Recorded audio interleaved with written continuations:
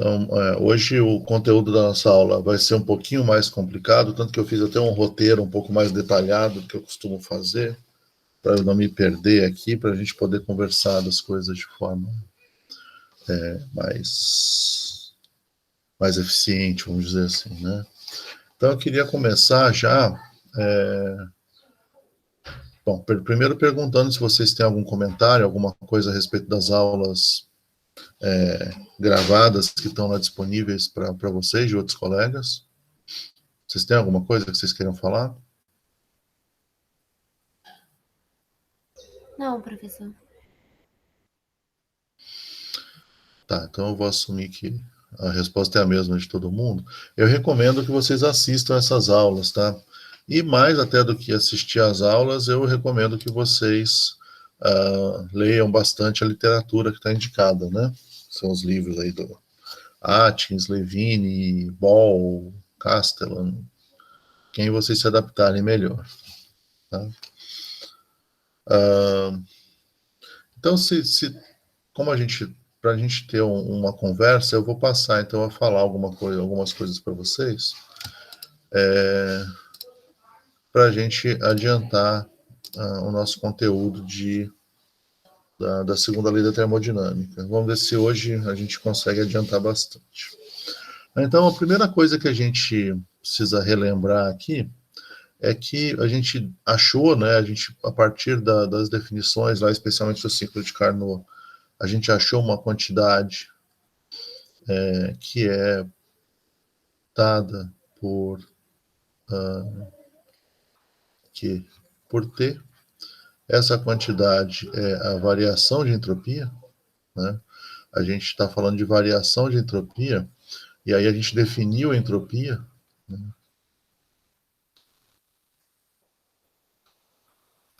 como sendo essa grandeza que permite a gente quantificar esse material.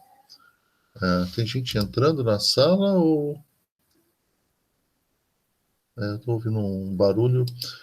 Eu não estou vendo nada no chat, só para lembrar que eu não vejo o chat mais, tá? Mais fácil vocês falarem, se vocês quiserem. Vocês podem me interromper a qualquer momento, sem problema nenhum, né? E aí a gente definiu a entropia e a gente percebeu que num processo cíclico, a entropia, né, a variação da entropia num processo cíclico, ela é zero. Isso está dentro do que a gente pode pensar da definição de uma função de estado, né? Porque se é um processo cíclico, né, quer dizer que a gente tem provavelmente, então, naquele gráfico de P por V, a gente tem dois caminhos, né? A gente tem um caminho direto e tem um caminho reverso. A gente parte aqui de uma condição inicial, vai até uma condição final, e depois a gente volta por dois processos que são diferentes. Então, o fato disso ter essa situação em que, fechando esse ciclo, ΔS dá zero, é uma indicação de que a entropia é uma função de estado. Então, a gente pode dizer isso, que entropia é uma função de estado. Isso é muito relevante para todas as considerações que a gente precisa fazer, né?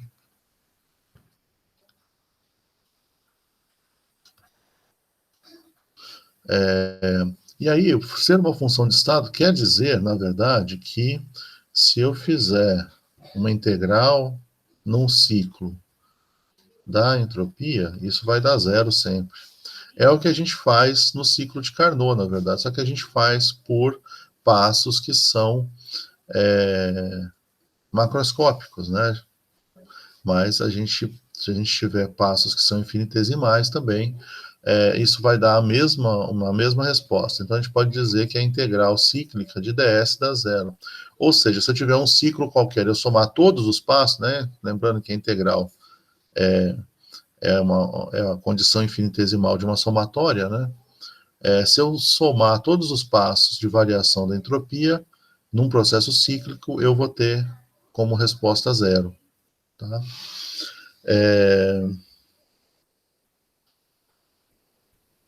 Tá. Isso vale para processos, né? Então a gente sempre tem que lembrar que esses processos que a gente estudou aqui são processos reversíveis. E isso é muito importante. De novo, se não for reversível, a gente tem que achar caminhos reversíveis para descrever um processo para que a gente possa calcular a variação de entropia. Tá bom?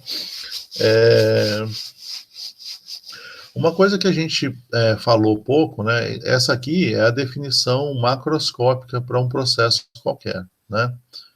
Então aqui já é uma variação macroscópica. Se eu for fazer a definição microscópica, a definição infinitesimal, eu vou definir ds, né, a diferencial da entropia, como sendo a diferencial dessa troca de calor na temperatura em que isso acontece. Tá bom? E a gente vai usar essa definição, né, para a gente analisar alguns processos agora. Como é que eu passo daqui para cá? Eu vou integrar ds e vou integrar dq sobre t. Né? A integral de ds vai dar para a gente o ΔS, e aí a gente precisa resolver essa integral de dq por t para achar o valor de ΔS, portanto. Né? E aí a gente vai agora, eu vou fazer com vocês algumas considerações genéricas e outras mais com base em exemplo. Né? A primeira coisa que a gente pode pensar é como é que eu calculo, né? Eu posso pensar no cálculo de ΔS para processos reversíveis.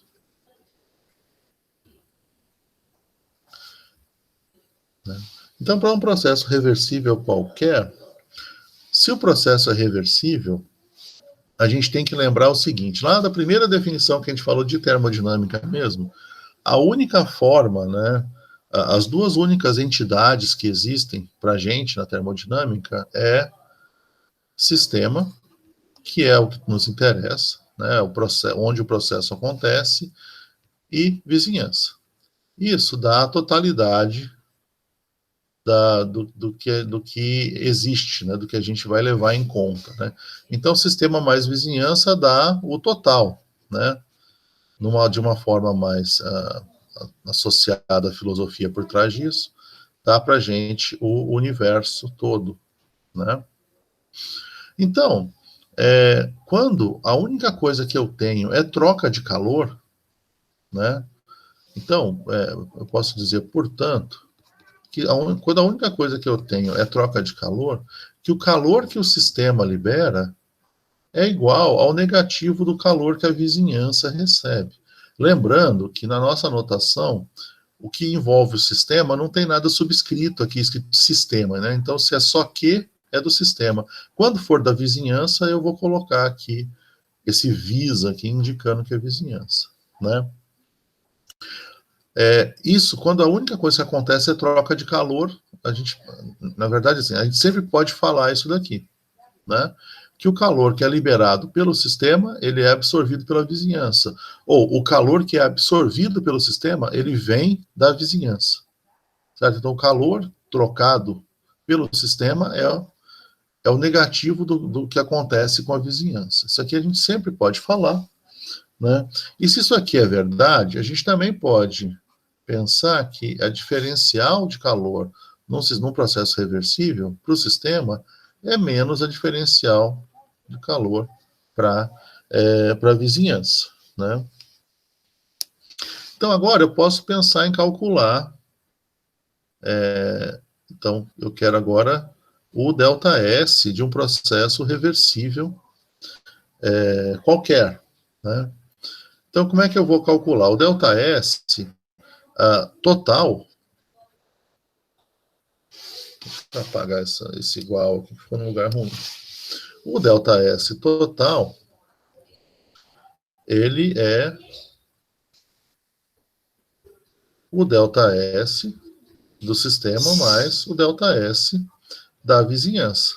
A soma desses dois valores de entropia é que vão dar para a gente o ΔS total, que é o que nos interessa no final das contas, né? Para calcular o ΔS do processo como um todo, sistema mais vizinhança. E aí eu tenho aqui, por exemplo, né, para o meu sistema, eu tenho que calcular a integral de dq por t.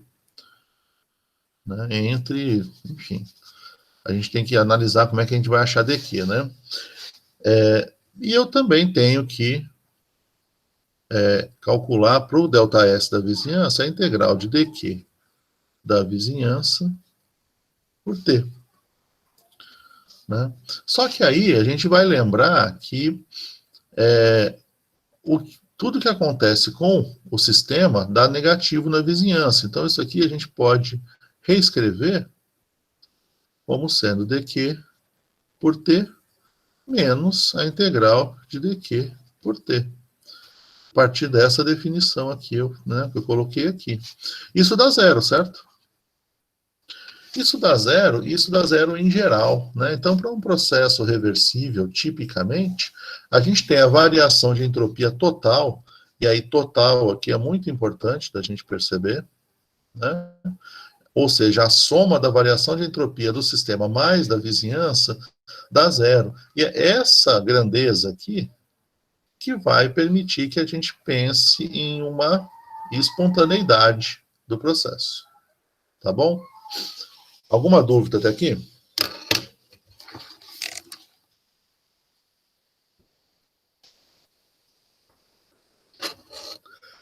Outra coisa que, se ninguém tem nada para dizer, outra coisa que é importante a gente perceber é que eu estou falando de processos reversíveis.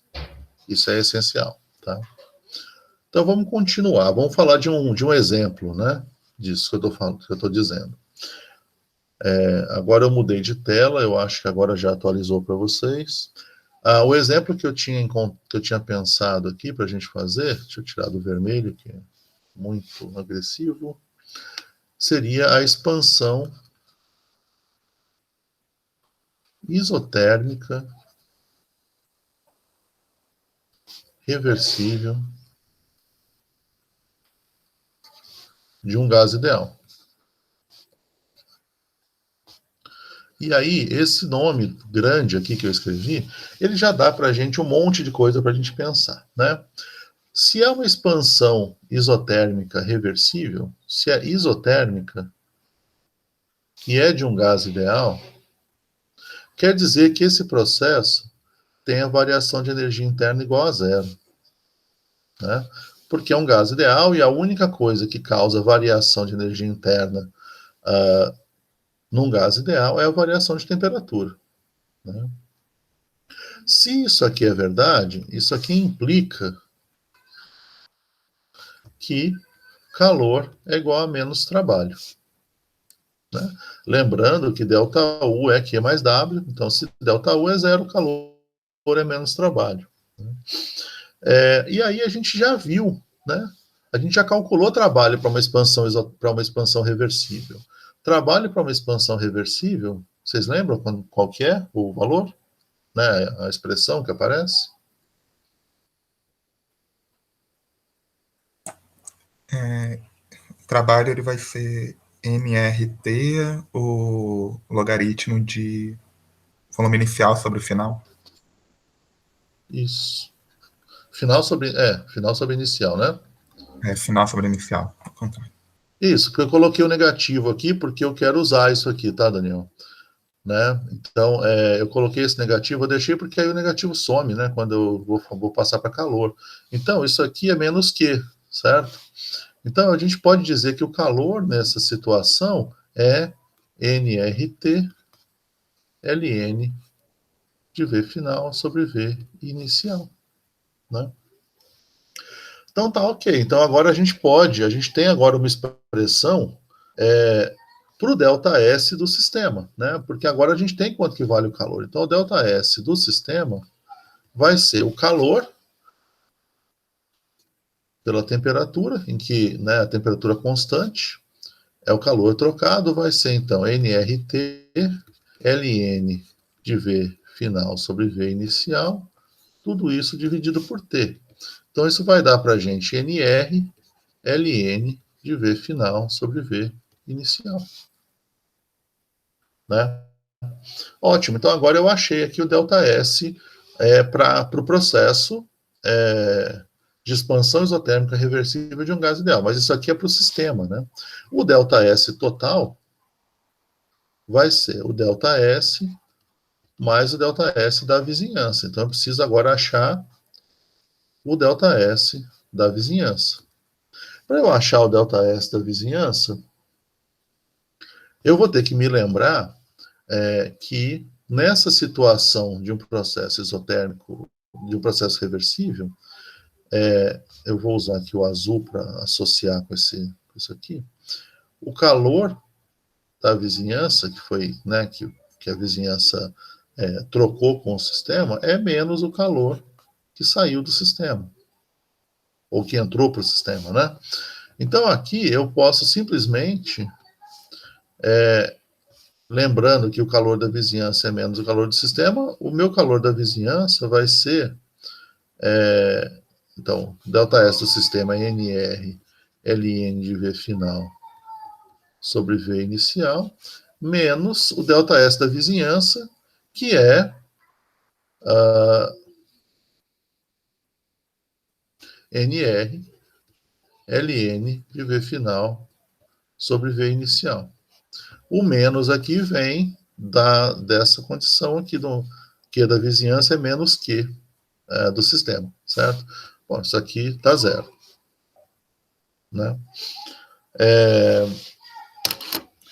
Esse tipo de exemplo a gente vai encontrar em várias situações, né? Algumas delas vale a pena a gente fazer com um pouco mais de cuidado, né? Uma outra possibilidade, um outro exemplo agora,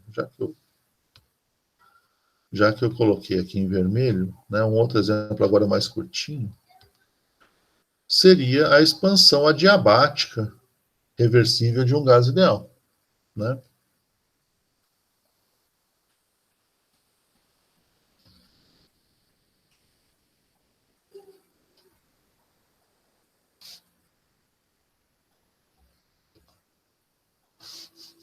Pode ser de um gás ideal, mas nem precisa. Alguém tem um chute para esse valor? Assim, logo de cara, assim? Zero. Aham, eu concordo. Por que o Daniel falou que é zero? Porque se é adiabático, implica que a troca de calor é zero. Então, nem o sistema libera calor para a vizinhança, nem a vizinhança libera para o sistema. Então, nessa situação específica de um processo adiabático reversível, o ΔS total é igual ao ΔS do sistema, que é igual ao ΔS da vizinhança, que é igual a zero. Lembra, nessa condição, adiabático reversível. Tá? Então, esse é um outro exemplo, é mais um processo reversível e ele tem um ΔS total que dá para a gente o valor de zero.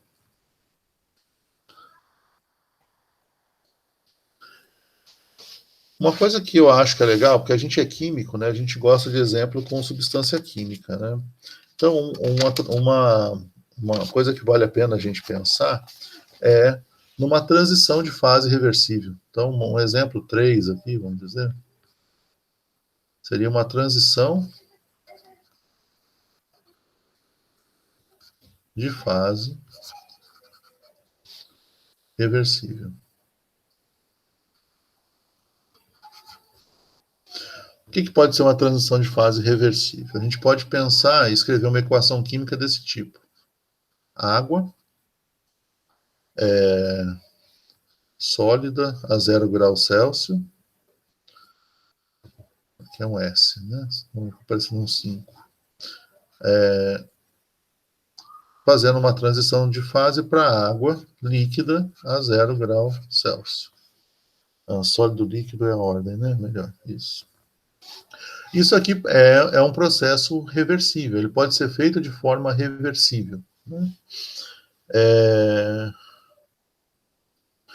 Isso aqui é reversível se for feito a essa condição aqui de temperatura constante. Tá? Uma outra coisa que a gente pode pensar aqui é a gente assumir que a pressão é constante. Então, se a gente assumir também pressão constante, porque isso vai permitir que a gente use um número mais simples, né? Se a pressão é constante, isso já é útil para a gente, mas também implica que então você não tem variação de volume, que o trabalho para todos os efeitos aqui é zero. A gente não está levando em conta a possibilidade de expansão ou contração, tá bom? Nessa situação, a gente também, de novo, tem que calcular, para calcular o valor da entropia, da variação de entropia para esse processo, a gente tem que achar essa integral, né, de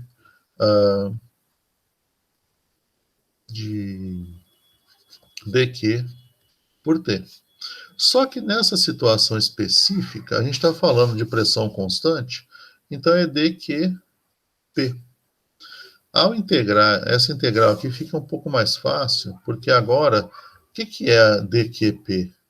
Alguém conhece uma outra forma de escrever isso aqui?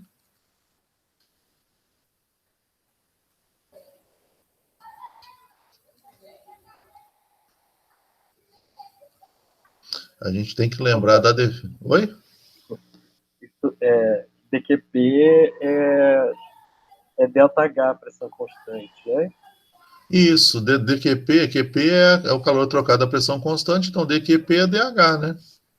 É isso mesmo, obrigado. Tá? Então isso vai dar para a gente simplesmente ΔH sobre T.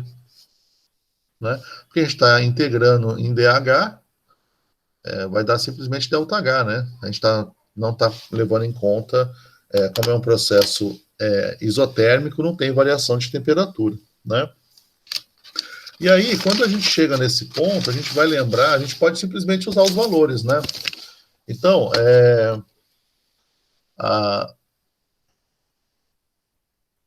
isso.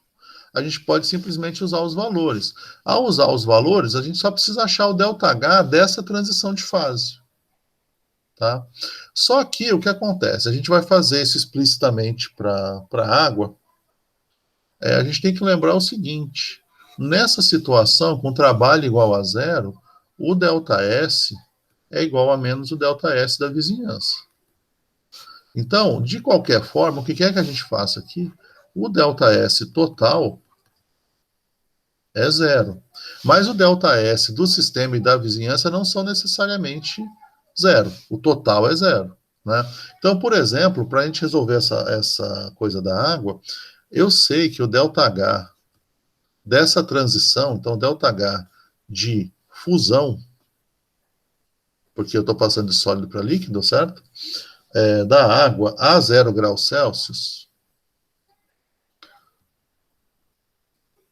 né, para essa é 6.008 joule por mol.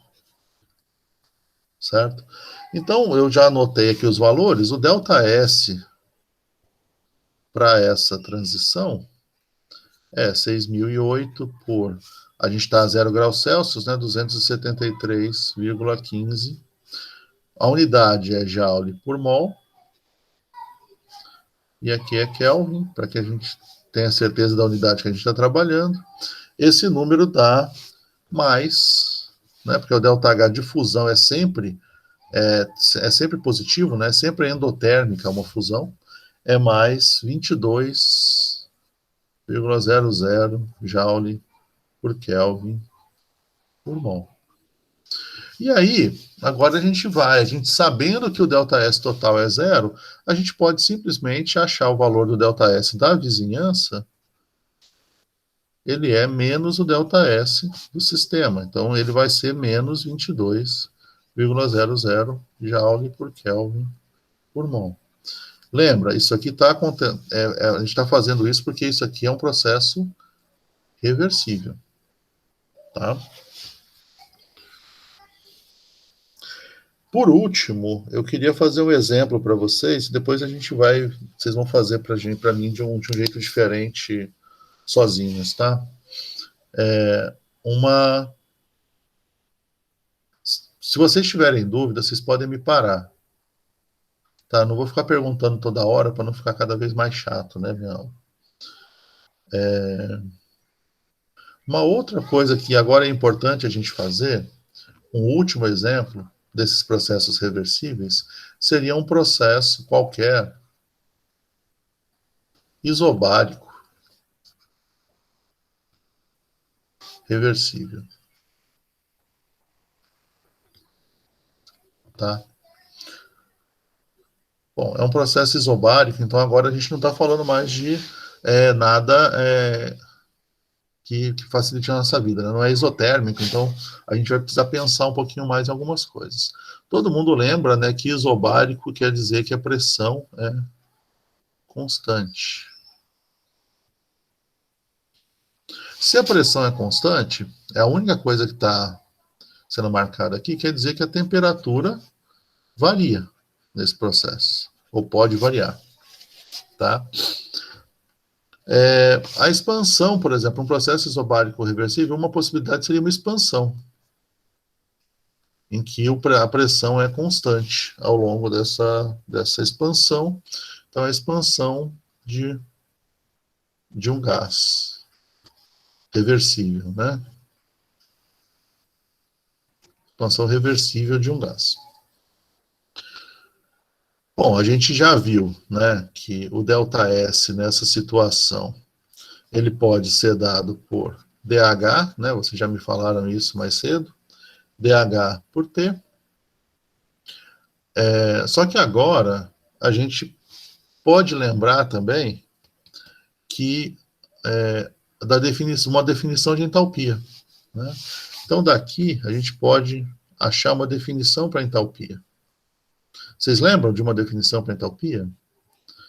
Uma delas é Cp dt. Lembra lá da definição da capacidade calorífica a pressão constante? ΔH, ΔT, a P constante.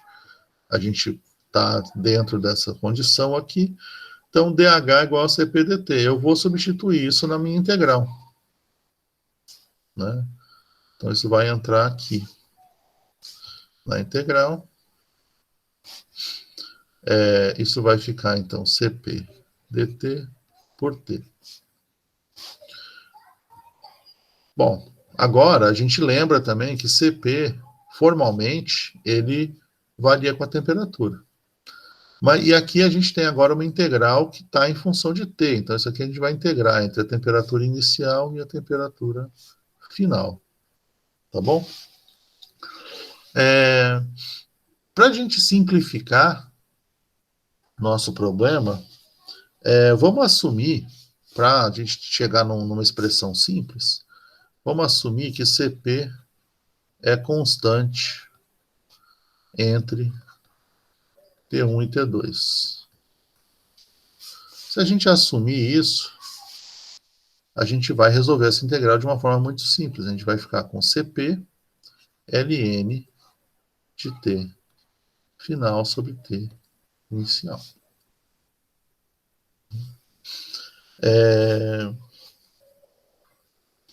Tá, então agora a gente consegue calcular. O interessante aqui é que essa aqui é uma expressão geral para calcular a ΔS para processos com variação de temperatura. Né? Nessa condição que a gente está aqui, é um processo isobárico, então a gente usou Cp, você pode fazer uma coisa similar para um processo isocórico, né? E aí, agora a gente sabe que a gente calculou o ΔS, a gente vai lembrar que como é um processo reversível, o ΔS da vizinhança é igual a menos ΔS do sistema. Então a gente vai, isso já implica, né? Eu não vou nem escrever tudo de novo, que o ΔS total aqui é zero. Para um processo reversível, isso aqui é sempre verdade, mas não necessariamente a entropia do sistema é zero. A entropia total é zero, mas não necessariamente a entropia de cada um dos componentes, né, do total aí, que seria o sistema e a vizinhança, não necessariamente é zero, né? O ΔS da vizinhança é menos CPLN de T final sobre T inicial, ou, se a gente não quiser ficar carregando o sinal negativo, é CPLN de T inicial sobre T final, tá? Pode falar.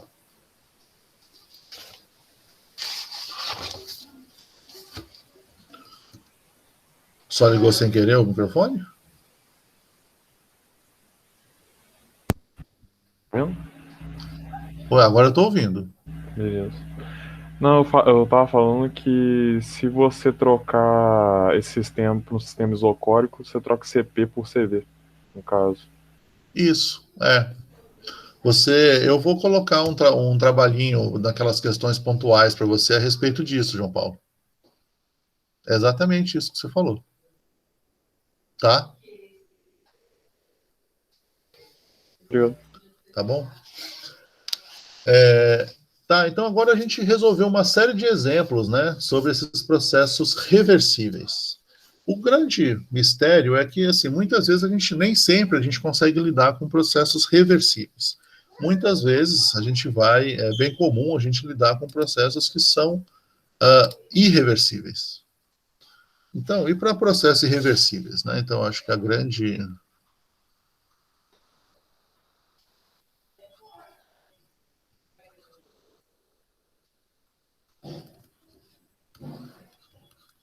para processos irreversíveis, a gente também tem que ser capaz de calcular a entropia de algum jeito. Só que para um processo que é irreversível, a gente tem que se lembrar que a gente tem aquela desigualdade, né, que surge, né? Então, para um processo irreversível, o ΔS ele é maior do que Q sobre T. E aí, essa desigualdade aqui, ela complica a nossa conversa, né? A gente não quer nada, a gente não quer saber só que é maior, né? A gente quer saber qual que é o valor da entropia que a gente de um processo. E aí a gente precisa, para que a gente seja capaz de calcular o valor dessa entropia, sempre que você tem um processo irreversível, para você calcular a variação de entropia, a gente precisa achar um caminho diferente do caminho irreversível, né? Então, encontrar um caminho reversível.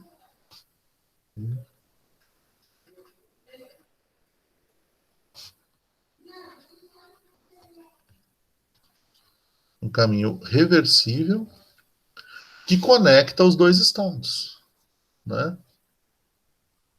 Que conecta o estado inicial e final. Como a entropia, isso é possível, né? Porque a entropia é função de estado. Então, se você encontrar um caminho reversível que conecta os dois estados que você está interessado, né, o estado inicial e o estado final, do processo irreversível, você calcula o ΔS. Isso só é possível porque a entropia é função de estado. Então, a gente pode fazer isso. Não é uma aproximação, não é nada disso, né?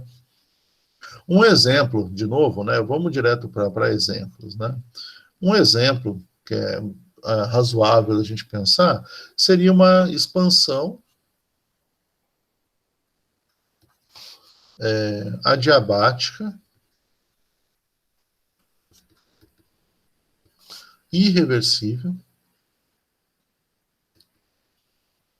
de um gás.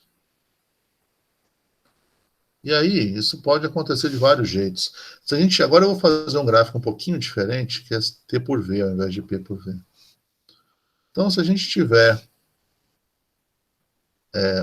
sei lá, a gente tem um estado inicial que eu, aqui nas minhas anotações para hoje, eu chamei de A minúsculo, e o estado final que eu chamei de B minúsculo. ele tem uma expansão qualquer aqui, né, um processo de expansão em que é adiabático, e, portanto, você tem uma queda de temperatura quando expande, né? Então, você tem esse processo aqui. Ele é o processo experimental, né? É adiabático e irreversível.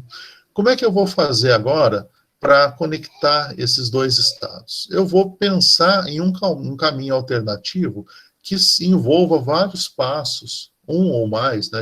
Bom, a gente vai precisar de mais de um, né? Porque se precisar de um só, quer dizer que seria reversível. A gente vai pensar num caminho alternativo que envolva uma combinação de passos reversíveis. Então, a gente pode pensar num caminho 1. Nesse caminho 1, a gente pode ter, por exemplo, uma expansão. A gente vai ter um passo 1, né, que é a expansão isotérmica reversível até um certo volume. E um passo 2, que vai ser uma expansão adiabática reversível. Então, nesse gráfico, como que isso aqui ficaria? Seria como se a gente saísse aqui dessa situação em que a gente está no VA, né, no volume do estado A, chegando até, vou colocar aqui no eixo, né, o volume do estado B.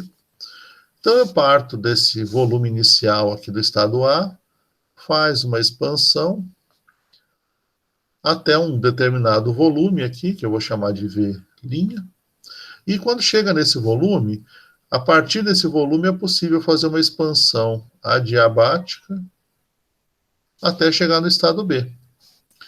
Então, o que vai acontecer? A entropia desse processo vai ser a soma da entropia para os dois passos, I e 2Is, né? 1 e 2. Eu posso também pensar num segundo caminho. Vamos fazer de outra cor, vermelho, né? Eu posso pensar num segundo caminho. Deixa eu marcar isso aqui. Então, esse aqui é o caminho 1. Né? Esse aqui é o passo I, esse aqui é o passo I.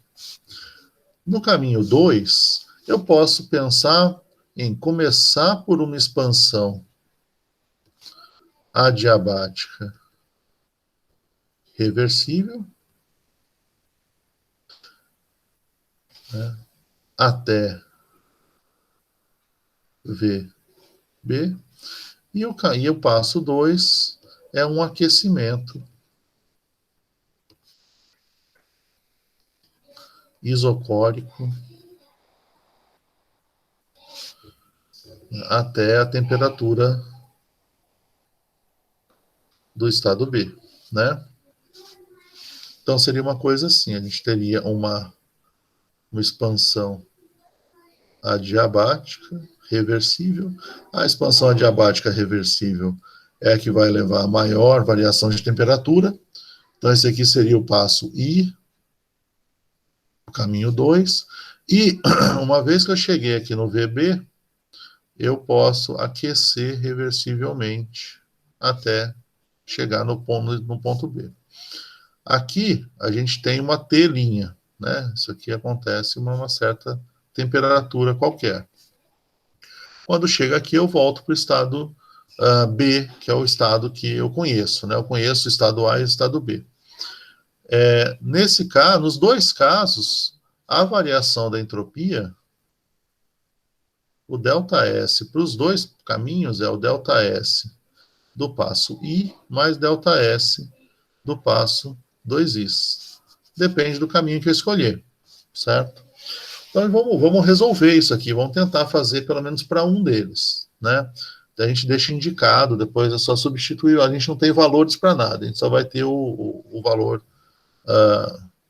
literal, né, que a gente costumava falar isso antes.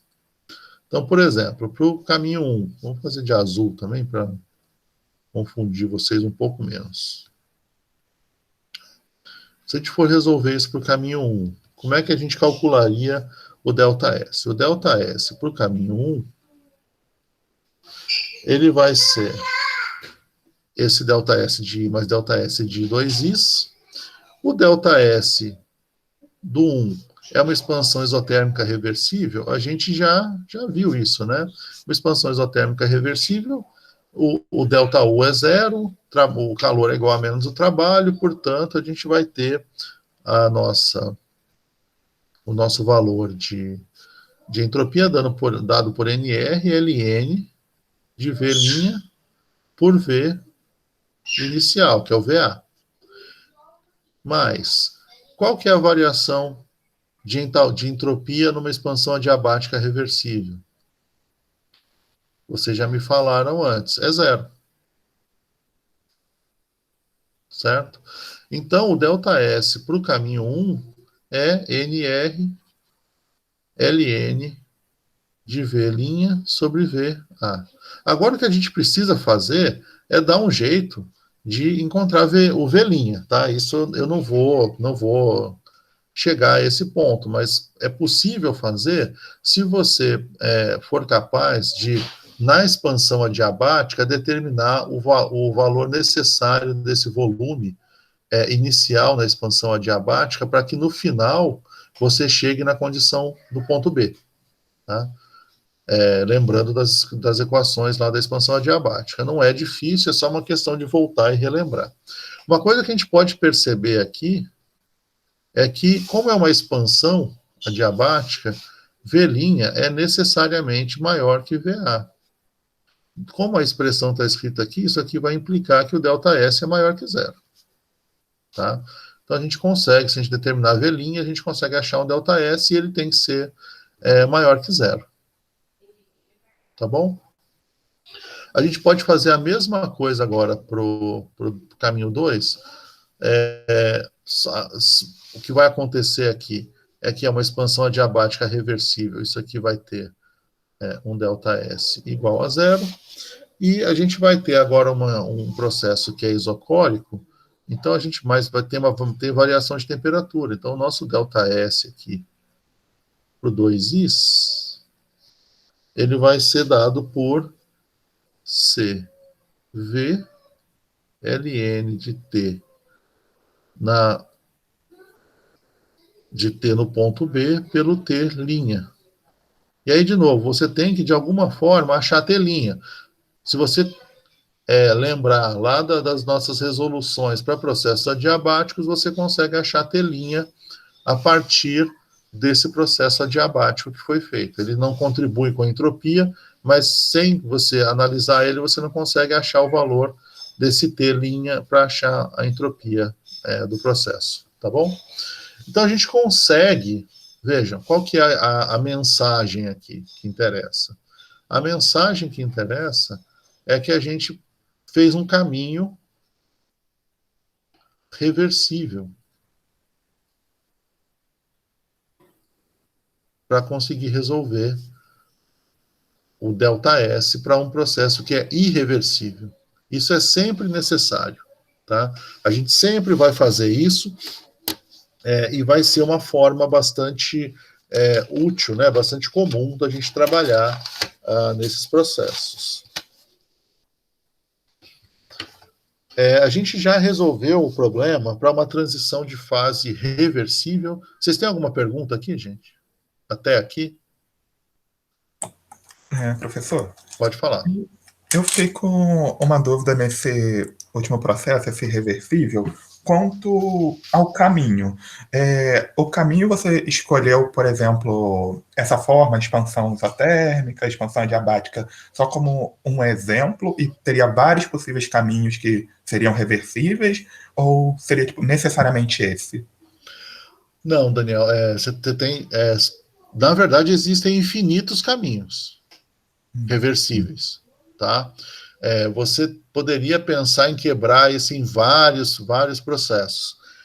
Só que o que eu fiz aqui foi colocar o mínimo possível, né? No mínimo, a gente vai precisar de 2 processos reversíveis, tá? Você poderia pensar em vários outros, né? Que você poderia quebrar essas expansões. Você poderia fazer uma pequena expansão isotérmica, um pouquinho adiabático, mais um pouquinho isotérmico, mais um pouquinho adiabático. Você poderia fazer várias situações, né? Nada te impede, desde que você garanta que todos os processos têm que ser reversíveis. A única limitação, né, a única condição é que todos os processos ao longo do caminho que você escolher têm que ser reversíveis. Tirando isso, você pode escolher quantos caminhos você quiser. Desde, é lógico, né? O inicial tem que ser o inicial do processo irreversível e o final tem que ser o final do processo irreversível. Não importa, né, quão mirabolante você faça o seu caminho reversível. Sim, entendi. Tá? Aqui a ideia é ser didático, né? Então, 2 caminhos é bom que a gente resolve relativamente rápido. Também é bom porque a gente consegue zerar alguns dos termos, né? Então a gente acaba chegando numa expressão fácil, simples. Mas você pode pensar em infinitos caminhos, basicamente, tá?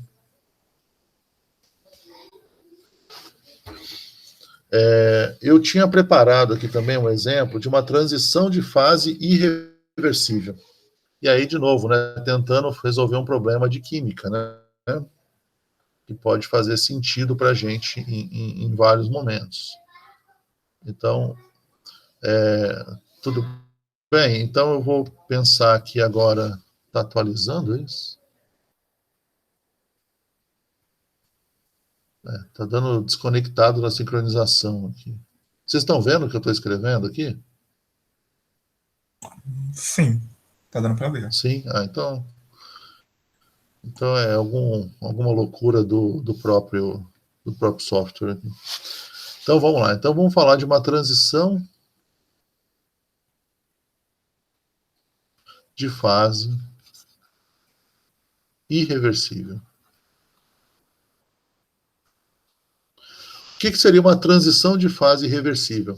Vamos ficar lá com o exemplo da água mesmo. Só que agora numa situação em que a transição de fase é irreversível. Vamos ver. Os valores que eu tenho aqui, eu tenho que copiar, porque senão depois eu não vou ter que achar outros valores para vocês. Então, vamos lá. Por exemplo, a solidificação da água. Então, eu tenho água líquida, que eu coloco a menos 10 graus Celsius. E aí, o que vai acontecer com a água líquida a menos 10 graus Celsius? Irreversivelmente. Ela vai virar água sólida a menos 10 graus Celsius. Esse processo é um processo que a gente reconhece como irreversível, certo? Porque a gente sabe que se a gente pegar água líquida e colocar num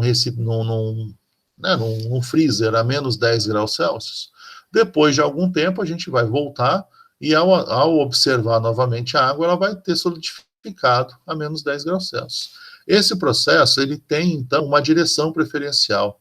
Ele é, então, um processo irreversível.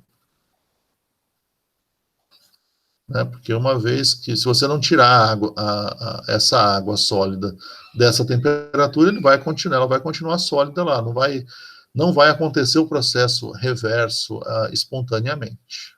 Tá? Então é um processo irreversível. Como é que eu faço? Se ele é irreversível, eu não posso simplesmente calcular aqui com base no ΔH o valor da entropia. Certo? Como a gente fez lá quando o processo era reversível. Então, o que eu vou ter que fazer? Eu vou ter que pensar em um caminho reversível. Esse caminho reversível, eu pensei em um caminho reversível possível, porque eu tenho os números, né? Então, um caminho reversível possível, aqui dentro de outros, né, infinitos que a gente poderia pensar, seria fazer o seguinte: eu teria um passo 1, vou tentar fazer isso menor, para ver se não preciso mudar de tela. Um passo 1, em que eu tenho um aumento de temperatura reversível da água líquida de menos 10 graus Celsius até 0 graus Celsius. Então, eu faço esse aumento de temperatura de forma reversível. Né? Um segundo passo é você ter a transição água líquida para água sólida de forma reversível a 0 graus Celsius, porque é quando ela acontece de forma reversível, né? E o terceiro e último passo seria o abaixamento da temperatura de forma reversível, agora da água no estado sólido de 0 até menos 10 graus Celsius. Ao somar esses 3 passos, eu passo da água líquida a menos 10 graus Celsius e ao final eu tenho água sólida a menos 10 graus Celsius. Só que eu tenho que fazer esse caminho.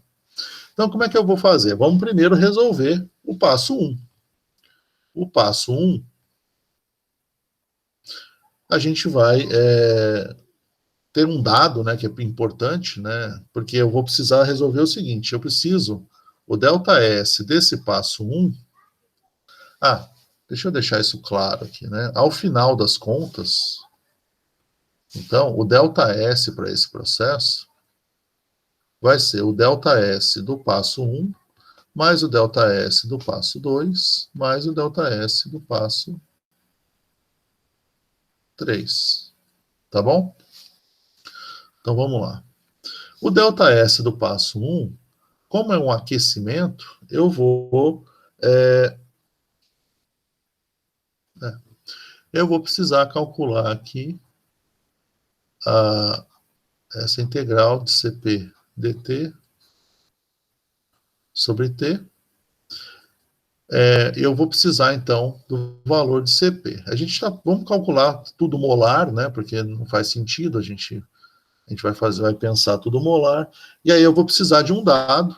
Esse dado é que a capacidade calorífica da água líquida, a gente pode assumir que é constante aí, nesse intervalo de temperatura, ele é 75,47 joule por Kelvin por mol. Como é constante, a gente fica com um resultado mais simples, que seria o Ln das temperaturas, né? Então, aqui, 0 graus Celsius menos 10 graus Celsius. Então, a gente fica com 75,47 joule por Kelvin por mol, que multiplica o Ln de temperatura final, 273,15 Kelvin, né, pela temperatura inicial, 263,15 Kelvin. Sempre, sempre, sempre a gente vai usar a temperatura em Kelvin, tá bom? Esse número, pelas minhas contas aqui, se vocês quiserem conferir depois, isso dá um ΔS1 de 2 mais, né, 2,807 joule por Kelvin por mol. Tá? Então, a gente tem agora o primeiro termo aqui, a gente já calculou. Agora, a gente vai fazer a mesma coisa para o passo 2. Para o passo 2, a gente já resolveu, né, a transição de fase reversível de líquido, só que agora a gente quer que seja de líquido para sólido, a gente não quer a fusão, a gente quer a solidificação, tá? Então, a gente tem o nosso ΔS2, que é simplesmente nesse processo o ΔH sobre T, só que é o ΔH de solidificação. O ΔH de solidificação, ele tem exatamente o mesmo valor, mas o sinal trocado em relação à difusão, certo? Então, o ΔH de solidificação é menos 6.008 joule por mol, né?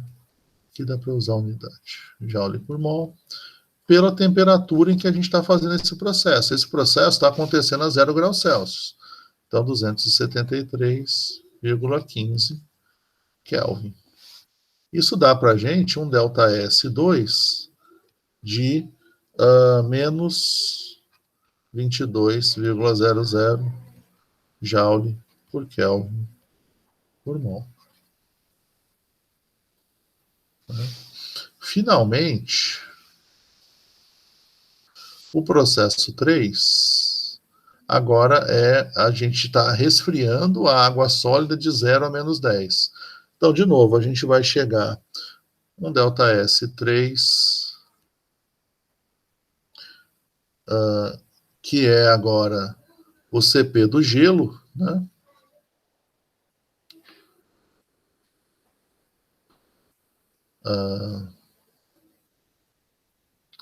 Vezes o Ln de 263,15 por... Não, 200... o final é 263 por 273,15. A capacidade calorífica do gelo, ela não é igual à da água, ela é de 30, é a metade, na verdade, é 37,74 joule por Kelvin por mol. Né, isso vai resultar, então, em um ΔS3 de menos 1,356 joule por Kelvin por mol.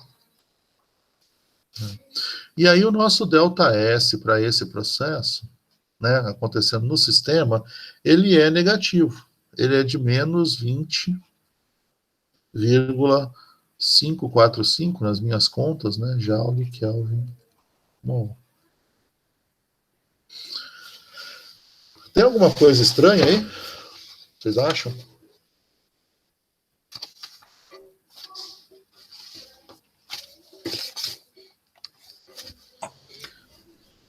Parece que o processo é não espontâneo, né? Estranho, né? Que deveria ser espontâneo, transformar de líquido para sólido a temperatura negativa.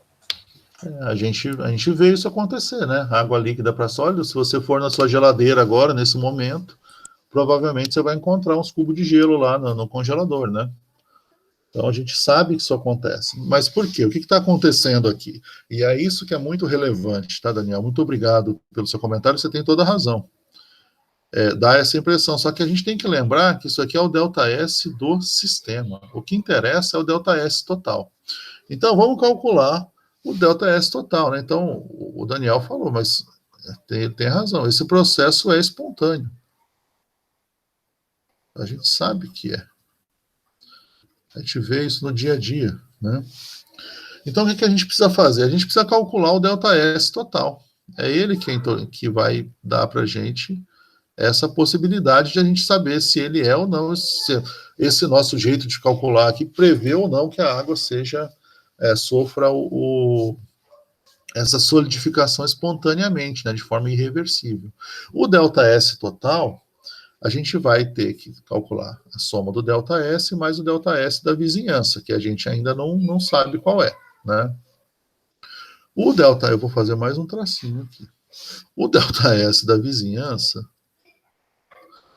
a vizinhança está a temperatura constante, a vizinhança está a pressão constante, então o ΔS da vizinhança é simplesmente menos o ΔH do processo sobre T.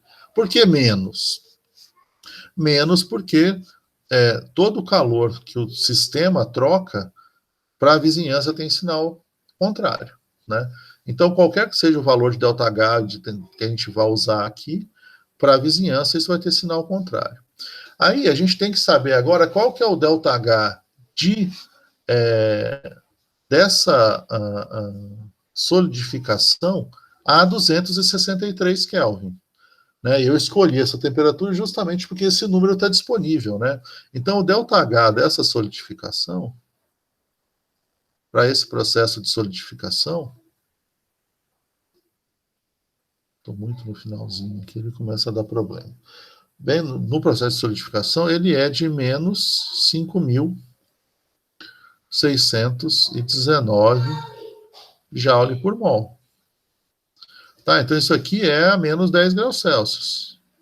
Tá? Existe uma variação, né, da ordem aí de 5 a 7% nessa temperatura do ΔH. Então a gente pode calcular agora esse ΔS. O ΔS nessa situação ele é, então, menos 5.619 por 263,15. Isso dá um valor de mais 21, bom, pus muito número aqui, 353 Joule por Kelvin por mol, né, para a vizinhança. Então, o ΔS total é igual a menos 20,545 mais 21,353. Isso dá um ΔS total de mais 0,808 Joule por Kelvin mol, né? Positivo, portanto, né? Então, isso confirma que o processo, né, esse jeito que a gente calculou, permite a gente prever, então, de forma correta, que essa transição é espontânea e irreversível, tá bom? Para a gente, então, falar sobre espontaneidade, isso é legal a gente também sempre lembrar, né, apesar do exemplo não tá falando nisso explicitamente, para a gente poder calcular ou dizer sobre a espontaneidade do processo, a gente precisa calcular o ΔS total, tá bem? Isso é essencial. E aí, o último exemplo, e aí a gente pode parar e conversar um pouco mais se vocês quiserem, que eu pensei, foi para uma reação química irreversível. Vamos ver se a gente consegue resolver. Ficou claro, Daniel? Ficou sim. Deu para entender. Tá, então vamos encerrar os exemplos de hoje com uma reação química irreversível, né? O que isso quer dizer, né, primeiro? Opa, vermelho é cruel, né?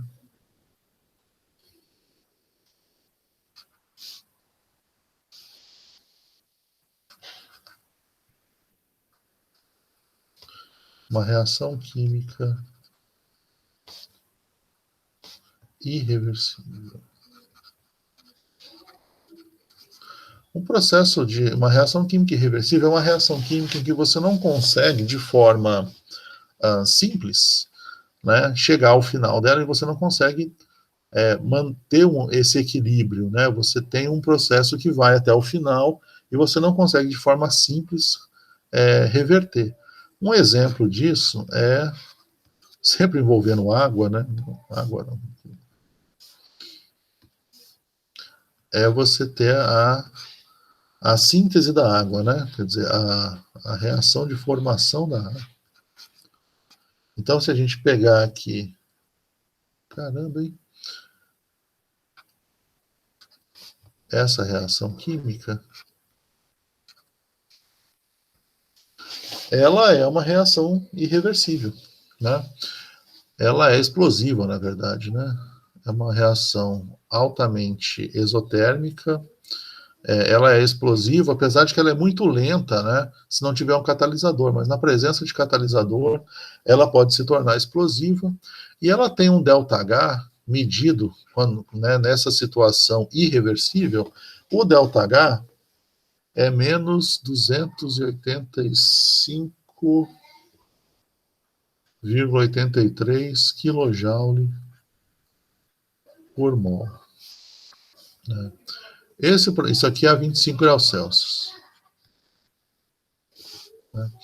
Esse processo aqui, ele é irreversível, tá? Porque você tem o consumo desses gases para gerar água, e esse processo inverso, ele não é observável. Tá? Então, uma vez que se formou a água, você não tem o retorno aqui para hidrogênio e oxigênio. Só que esse processo ele pode ser feito de forma reversível. Só que para fazer ele de forma reversível, você precisa fazer usando, por exemplo, sistemas eletroquímicos. Você pode fazer isso aqui de forma controlada, numa velocidade controlada, usando as condições certas no sistema eletroquímico. Então, dá para você medir, por exemplo, o ΔH do processo reversível. E o ΔH para esse processo reversível é diferente. O ΔH para o processo reversível, eletroquímico, por exemplo, e aí a gente não vai entrar nesses detalhes, né? Vocês vão ver algumas coisas a esse respeito na própria eletroquímica, mas é uma bem específico esse tipo de trabalho, né? Para o processo reversível, o ΔH medido é de menos 48.647 joule por mol. É um número bem diferente, tá? Se vocês perceberem, né? E aí eu posso calcular, para esse processo reversível, eu posso calcular o ΔS. E aí, se eu faço essa reação de forma reversível, o ΔS que eu calculo é o mesmo ΔS que eu vou obter para a reação explosiva, tá bom? Então, porque no final das contas eu parto de hidrogênio e oxigênio e chego em água. Então, esse ΔS que eu estou calculando aqui, usando o ΔH do processo reversível, ele é o ΔS para esse processo. Né? Não importa como, porque o inicial e o final são os mesmos. Como a entropia é uma função de estado, isso aqui está valendo. Então, vamos chamar de ΔS de reação, né? Só para deixar bonitinho. O ΔS de reação, nesse caso, é ΔH sobre T, menos 48.647 joule por mol, pela temperatura em que esse processo acontece, 298,15 Kelvin.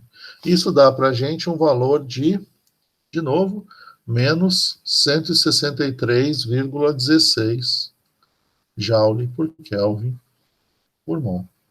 E, de novo, a gente chegou numa reação que a gente sabe que acontece e que tem o ΔS negativo.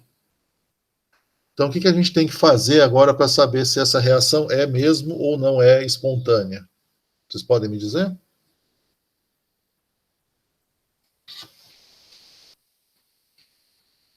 No caso, achar o ΔS total, né? Exatamente. Agora eu preciso achar o ΔS total. Então, eu acho o ΔS total. Obrigado, João Paulo.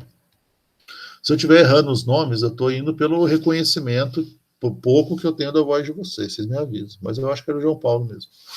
Eu vou ter que calcular, então, o ΔS total como sendo o ΔS de reação mais o ΔS da vizinhança. Tá? Então, eu vou calcular agora o ΔS da vizinhança. Como é que eu vou cortar aqui para terminar lá? O ΔS da vizinhança, a vizinhança está sempre numa condição de temperatura e pressão constante. Tá? Então, para a vizinhança, ela vai ter o ΔH do processo irreversível. Então, vamos pôr um REV aqui, para a gente não se perder, e eu vou pôr um I aqui. Tá bom? ΔH, não, I não, vou pôr um I aqui. Para a vizinhança, o ΔH é o ΔH medido aqui nessa reação. Tá? Então, ele vai ser, e é sempre negativo, de novo, vou reforçar. Está negativo aqui, porque o calor trocado pelo sistema tem o sinal invertido quando a gente está falando da vizinhança. Né? Então, todo o calor que é doado pelo sistema é recebido na vizinhança, o sinal é sempre invertido. Então, a gente vai ficar aqui com o valor que é menos o ΔH da reação, menos 285,83. Vamos pôr 285.830, né? Porque já convertemos para joule. 830 joule por mol. Pela temperatura, que é 298,15 Kelvin. Tá? Então, o ΔS da vizinhança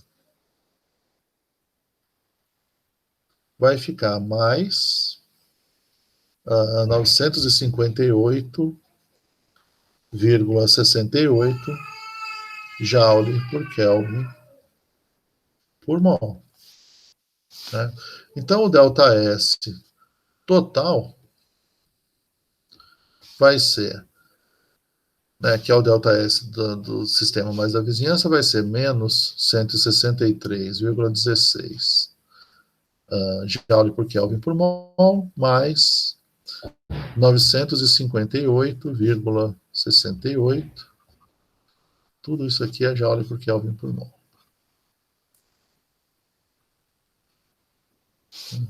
Então a gente chega num ΔS total de mais, eu vou explicitar o mais aqui só para a gente não ficar na dúvida depois, 795,52 Joule por Kelvin por mol. Tá bom? Então, de novo, a gente obtém agora um valor que mostra que o processo é espontâneo. Como é que eu posso afirmar isso? Calculando o ΔS total. Tá bom? Então, o nosso processo ele é espontâneo, tá bom? Chegamos aqui num valor e, portanto, a gente foi capaz de calcular o ΔS para um processo, uma reação química irreversível, a partir do seu valor, do mesmo valor para o processo químico feito de forma reversível. Esse caso é uma exceção, né? Nem sempre você consegue fazer isso de uma forma tão bem feita, né? Quanto para o caso da água, né? Esse caso essa análise da reação de formação de água, ela é muito bem estabelecida, muito antiga, então essa medida eletroquímica tem um número muito bem conhecido, então a gente consegue resolver isso de forma relativamente simples, tá bom? Mas é um exemplo bem interessante que mostra para a gente todos os passos para a gente entender a espontaneidade de um processo químico, certo? Então, esse monte de exemplos e de situações que eu coloquei para vocês, eles já dão para a gente um bom panorama de como que a gente pode analisar e depois usar, né, a segunda lei da termodinâmica, tá? Para os nossos interesses, né, como químicos, né, em geral. Vocês querem fazer alguma pergunta até agora? Ainda com isso aqui à mostra? Professor, Pode falar. eu tô confundindo um pouco, eu não estou conseguindo entender muito bem a parte física disso. A parte matemática das contas que você foi fazendo, eu entendi como que estava sendo. Só que, por exemplo, nesse caso que tem uma reação irreversível, a gente vai fazendo, para poder ter o ΔS da reação, você faria várias outras reações que seriam reversíveis, né? Nesse caso aí você não mostrou ela, mas a gente faria outras reações reversíveis para chegar a esse reagente nesse produto. Isso é uma possibilidade. Mas aqui nesse caso, e nesse caso específico, é diferente, porque a reação química que acontece no ar, por exemplo, se você colocar lá hidrogênio na presença de oxigênio, colocar um catalisador, colocar, sei lá, ferro metálico lá, já é um catalisador para essa reação. Ela é uma reação que ela é irreversível. Só que você pode fazer essa mesma reação, exatamente a mesma reação, num eletrodo, com controle de potencial. Entendeu? E aí você vai ter a geração de água, e aí você pode fazer isso de uma velocidade tal que você garante que o processo é reversível, né? Isso, na verdade, é feito em várias situações, aí você extrapola para o processo reversível. E aí você tem direto o processo. Tá? Isso é um caso específico, né? A eletroquímica permite que você faça isso em química, né? Que você obtenha o processo reversível. Mas é isso mesmo, no fundo é isso, né? Você poderia fazer agora um processo, uma situação qualquer, em que você, se você conhecer as entropias de reação, e isso é interessante, porque do mesmo jeito que a gente usa a lei de Hess para a entalpia, você pode fazer um processo exatamente igual para a entropia, porque a entropia também é função de estado. Eu não sei se é isso que você está me perguntando. Não, seria isso mesmo. Se, por exemplo, se a gente conhecesse todas as reações reversíveis, fazendo o caminho do reagente ao produto, você poderia fazer, como faz na lei de Hess mesmo. Exatamente. Não. Desculpa. Eu te interrompi? Pode terminar. Não, era isso mesmo. Tá. É exatamente a mesma coisa. A lei de Hess, que a gente aprende lá no ensino médio, ela é colocada só para um caso especial da entalpia, porque a entalpia ela é a grandeza que a gente trata mais, né, no ensino médio. E mesmo no começo do curso de Química, quando se fala de uma grandeza, geralmente se fala da entalpia.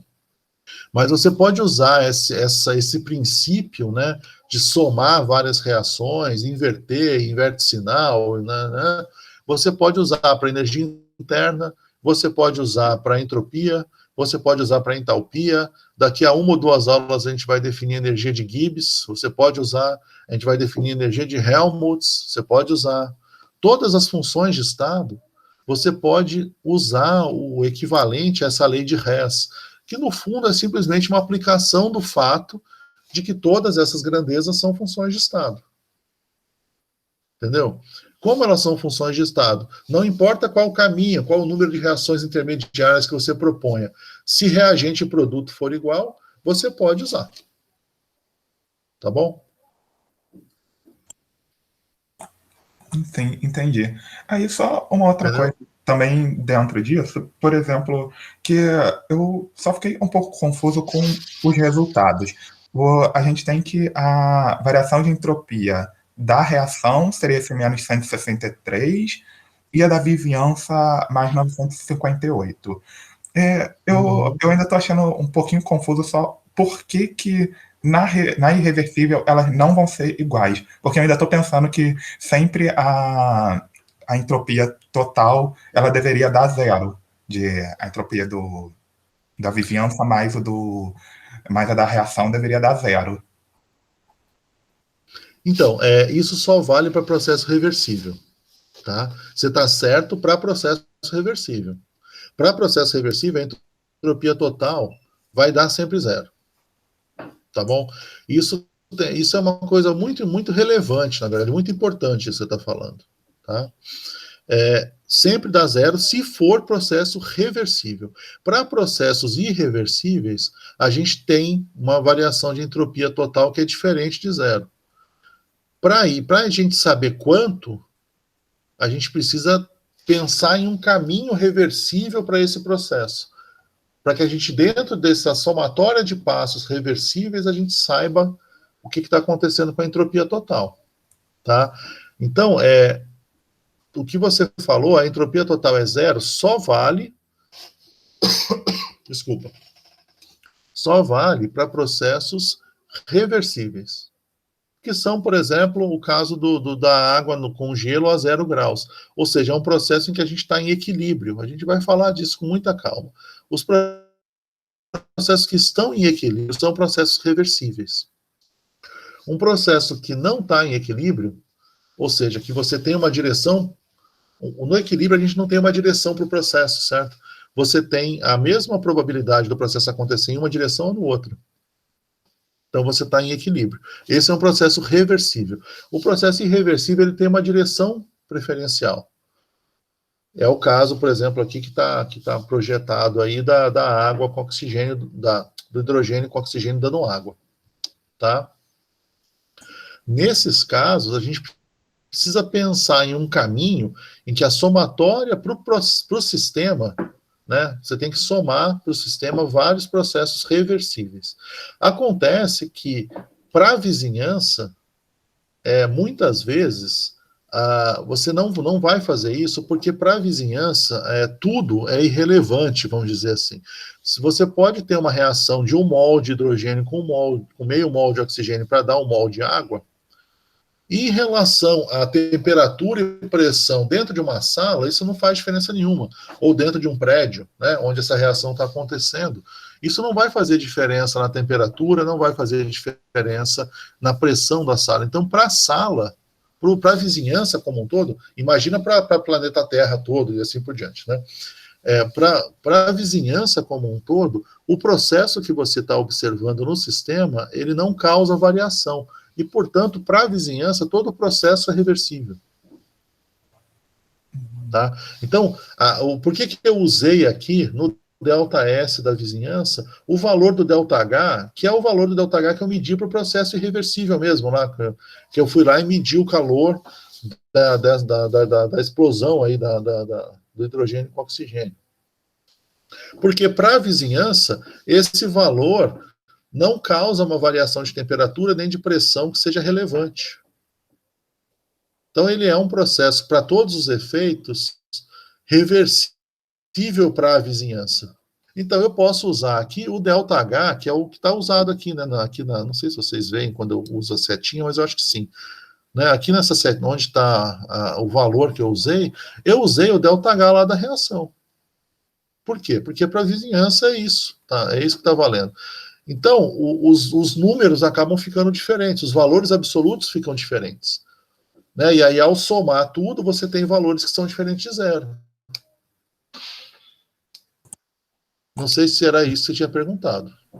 Era isso sim. É que o que eu estava confundindo era que eu estava pensando que, como a reação, a gente iria dividir ela em várias reações reversíveis para poder determinar o ΔF dela, eu estava pensando que a gente poderia considerar que ela seria reversível, já que todos os passos seriam reversíveis, aí iria acabar dando igual. É por isso que eu pensei que deveria ser considerado.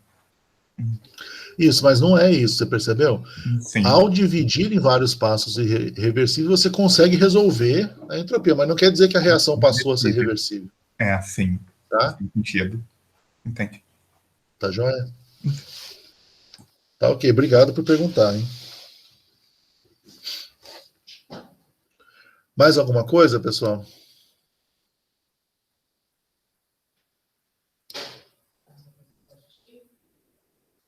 Eu vou interromper o compartilhamento aqui, então,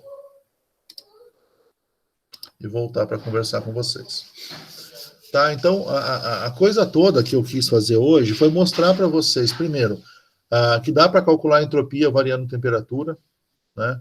Outra coisa é que a gente pode calcular a entropia de processos reversíveis e irreversíveis, só que para calcular os processos irreversíveis, a gente precisa sempre achar um caminho reversível que leve do estado inicial para o final, né? Enfim, e dar alguns exemplos, que eu acho que é relevante a gente conversar com exemplos que dão número de vez em quando, para que a gente relacione isso em outros casos, né? Era mais ou menos isso. Vocês tem mais alguma dúvida para que vocês queiram tirar, algum comentário que vocês queiram fazer?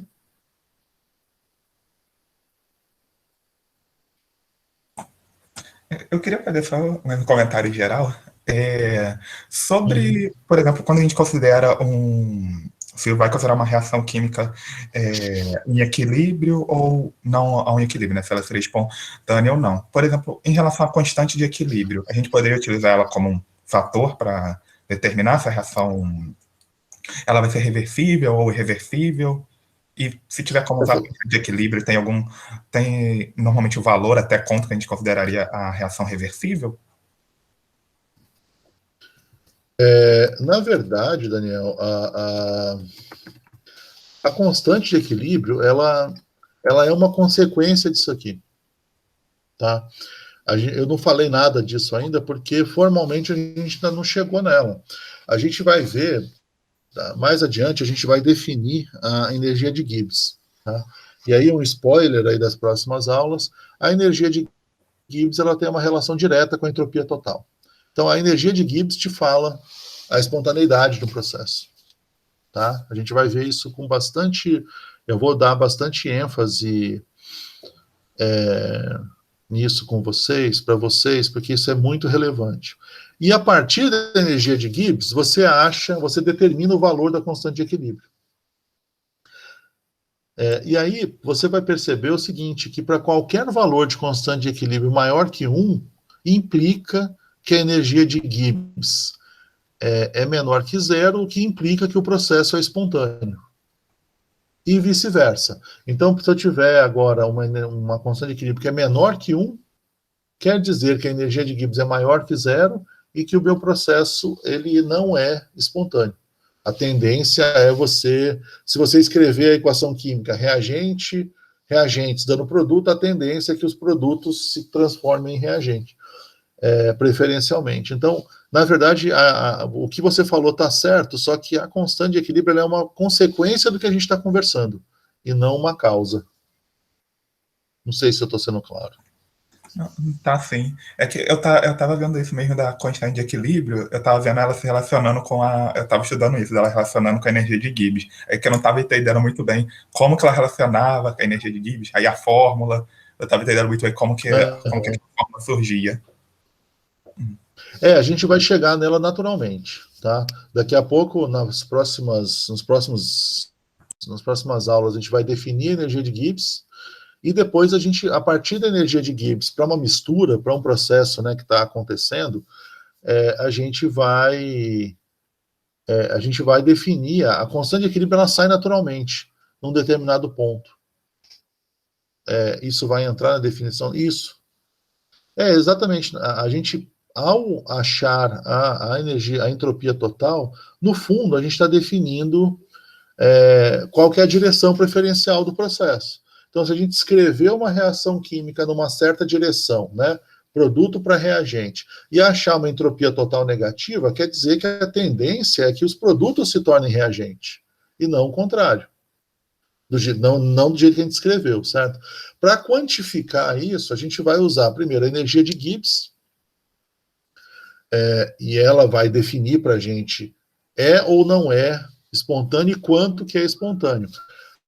E aí a constante de equilíbrio é simplesmente você passar esse valor de é espontâneo e não é espontâneo, ou quanto é e não é espontâneo, para concentrações. Para concentrações no equilíbrio. Né? Que a constante de equilíbrio é basicamente isso, é uma relação de concentrações, certo? Na verdade, ela formalmente não é de concentrações, é de uma outra coisa que a gente vai definir, uma coisa que chama atividade, que seria uma concentração efetiva. Tá? Mas é isso mesmo. Então a ideia toda é a gente chegar na constante de equilíbrio e achar esses valores. João Paulo pôs uma coisa aqui, ó. Se o ΔS é zero para um processo reversível, então o ΔG vai depender da entalpia, se eu não me engano. O ΔS ser zero, ΔS total ser zero, João Paulo, implica que o ΔG é zero quando você está com processo reversível. Tá? É isso. Então, o delta... né,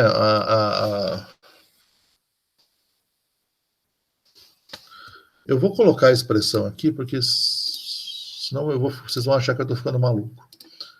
Não que você já não acha. A relação é muito simples, tá? Então, o ΔG, depois a gente vai chegar nisso, o ΔG em qualquer situação, ele é menos a temperatura vezes o ΔS total. Eu vou demonstrar isso para vocês. Tá? Então é isso. Se eu calculo o ΔS total, eu tenho o ΔG. E vice-versa. Se eu calculo o ΔG, eu tenho o ΔS. Se o ΔS total for zero, o ΔG é zero. Certo? Então, no equilíbrio, numa situação... veja, eu estou falando ΔG, não ΔG padrão. Tá? Estou falando ΔG numa condição qualquer. O ΔG ele vai ser zero se o ΔS total for zero. Então, numa situação reversível, o ΔG de um processo ele é zero. Qual que é a situação reversível? É no equilíbrio. Tá bom? É isso que a gente vai ter que chegar, a gente vai concluir já. Em alguns dias. Para a reação ainda vai demorar um pouquinho, né? Que primeiro a gente vai falar de substância pura, depois vai falar de misturas, né? Então, para uma reação química, ainda vai levar um tempo, mas a ideia da espontaneidade, essa definição do ΔG, a gente vai ver já nas próximas aulas. Tá? Então, uma vez que a gente tem essa definição, e outra coisa, né, que a gente vai ver, mas aí já é o ΔG padrão. Ele tem uma relação, sim, com ΔH, né? Mas isso acontece porque lembra lá que quando a gente está falando da entropia da vizinhança, a gente sempre iguala, a vizinhança está sempre a pressão constante, certo? A gente pode igualar o calor trocado a ΔH, e é por isso que ele vai aparecer aqui, tá? Mas o ΔH aqui, na verdade, era uma expressão da entropia da vizinhança. De novo, é só a gente vai isso com toda a calma aí daqui a algumas aulas. Tá bom?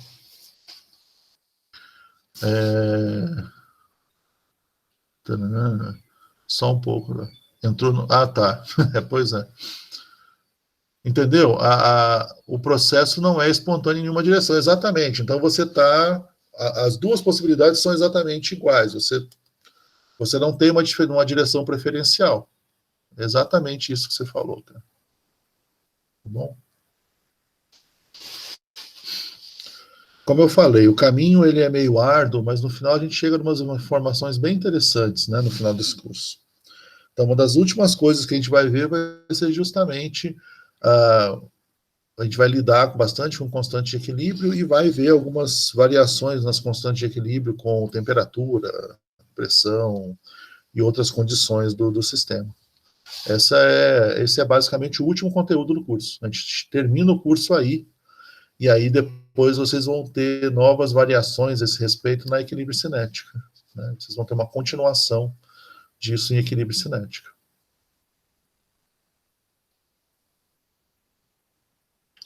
Certo? Professor, eu tenho uma dúvida que não diz respeito à aula de hoje, mas é sobre o trabalho. Esse trabalho é para a gente entregar ele como uma forma de questionário mesmo? Ou vamos fazer uma apresentação? Como é que vai ser a apresentação desse trabalho? É para fazer uma resolução das questões e ser bem aprofundado? Ou... Bem, essa é a minha dúvida. Na verdade, cada trabalho, se vocês compararem um com o outro trabalho, vocês vão ver que um não tem nada a ver com o outro, tá?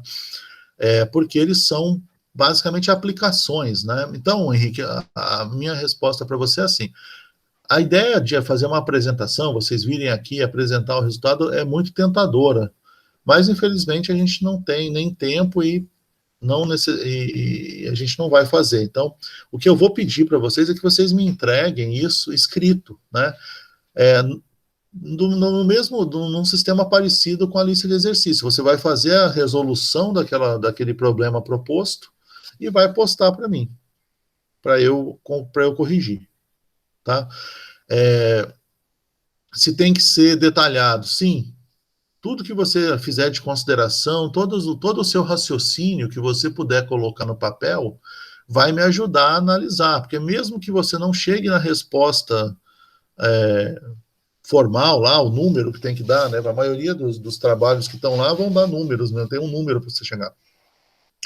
Mesmo que você não chegue naquele número ali com uma precisão ou aconteça alguma coisa no caminho, eu vou saber o que aconteceu e com isso eu vou conseguir valorar né, descontar o que você errou, mas ainda assim dar valor para o que você acertou, né? Eu acho que é essa a ideia. Quanto mais detalhe você colocar, melhor eu consigo entender o seu raciocínio.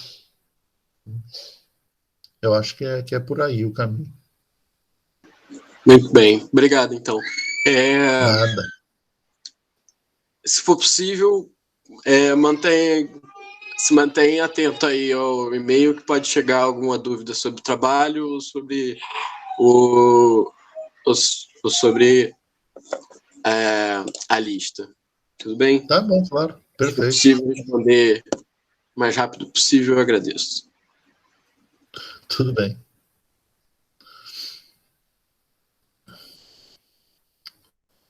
Mais alguma coisa, gente?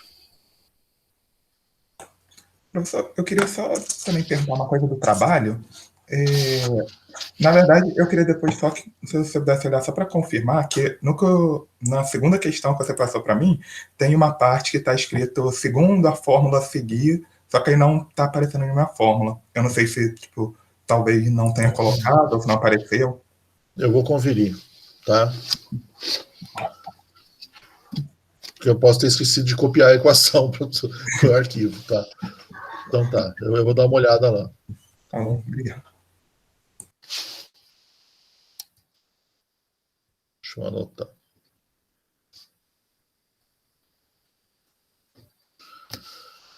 Gente, eu vou parar então de gravar. E se vocês quiserem ainda assim continuar perguntando, fiquem à vontade, tá?